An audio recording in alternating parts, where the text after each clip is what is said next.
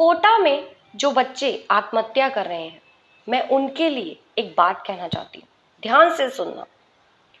रो कर कटे या हंस कर कटती है जिंदगानी। आप समझे? चाहे रोकर कटे या हंसकर, मतलब आप दुखी हैं या सुखी हैं, जिंदगी तो चलेगी। तो बेटा, जिंदगी खत्म करना कोई रास्ता नहीं है। आज इंसान अपनी जिंदगी को इतनी मामूली समझता है। बेटा, 84 लाख योनियों के बाद ये जिंदगी मिलती है और तुम उससे खत्म कर देते हो सिर्फ इसलिए कि तुम्हारा एग्जाम पास नहीं हुआ। क्या इस दुनिया में डॉक्टर और इंजीनियर्स के अलावा कोई नहीं है? एक बार सोच के देखना, अपने दिमाग को खोलो और सोच कर देखो, क्या इंजीनियर्स और डॉक्टर्स के अलावा कोई और रोटी नहीं खा रहा है, कोई और खाना नहीं खा रहा है? बहुत लोग ये सोच देंगे कि मैम अगर वो नहीं मिला तो हम क्या करेंगे। आप मुझे बताइए, ठेला वाला क्या अपनी जिंदगी नहीं चला रहा है? अब बहुत लोग कहेंगे हम ठेले वाला कैसे बन जाए, हम पढ़े लिखे हैं। अरे तुम पढ़े लिखे हो तो क्या हो, भगवान से बढ़कर हो। एक बार भगवान को भजो। आज का जो यूथ है वो भगवान से दूर भाग रहा है, जबकि उसे जो जिंदगी मिली है वो भगवान से मिली है। जिंदगी और मौत किसी के हाथ में नहीं, फिर भी तुम अपनी जिंदगी को खत्म कर लेते हो, ये बहुत बड़ा पाप है। 84 लाख योनियों के बाद ये जिंदगी मिलती है और तुम खत्म कर देते हो। बेटा, जिंदगी कोई मजाक नहीं है। बहुत लोगों के दिमाग में बहुत बड़ा स्ट्रेस होता है कि मैम आप नहीं समझती हो, हमारे ऊपर इतना प्रेशर है। किस बात का प्रेशर है? मैं उन बच्चों के माँ बाप से भी कहना चाहती हूँ कि आप भी और आपके बच्चे भी दोनों भगवत गीता पढ़ें।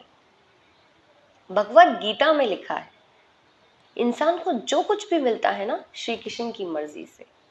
बहुत लोग कहेंगे मैम हम पढ़ते हैं, हम कर्म करते हैं तो हमें एग्जाम में एंट्री मिल जाती है। अरे भैया, सीट्स कितनी लिमिटेड होती हैं और लिमिटेड सीट्स हैं। चाहे आप कितने भी काबिल हो, आप बहुत काबिल, पर सीट्स तो लिमिटेड है। तो जो बचे हुए बच्चे हैं वो कहाँ जाएंगे? हमारे देश की पॉपुलेशन 140 करोड़ है और सबकी सोच क्या बन चुकी है? बहुत कम लोगों की, 140 करोड़ में से 10% की सोच ऐसी है कि हम नौकरी देने वाले बने। बाकी 90% की सोच क्या है कि भैया हमें तो नौकरी चाहिए। थोड़ा सोचो, थोड़ा सा सोच कर देखो कि सीट्स तो लिमिटेड है। अब जिन लोगों को नहीं मिलेगी वो क्या करेंगे?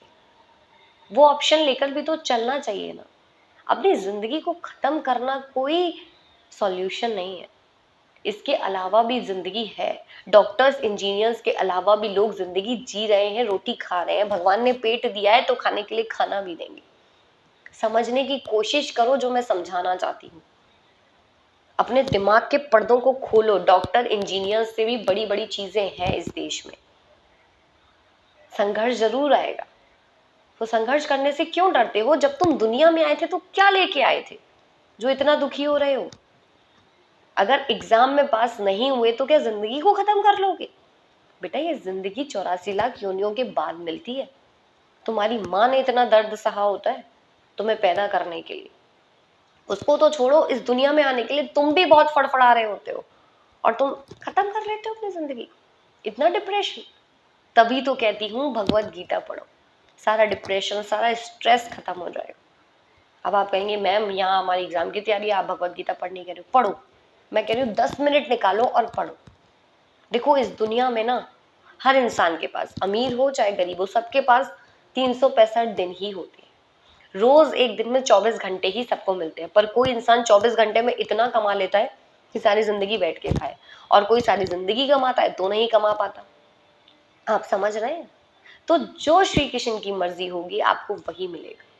आपको आत्महत्या नहीं करनी है, गलत डिसीजंस नहीं लेने। आप भगवत गीता पढ़िए, सिर्फ 10 मिनट पढ़िए, रोज एक श्लोक पढ़िए और फिर देखिए आप कैसे मोटिवेट होते हैं। आपको खुद अपने आप रास्ते नजर आ जाएंगे। आप हार कर भी जीत जाएंगे। एक बार भगवत गीता तो पढ़िए।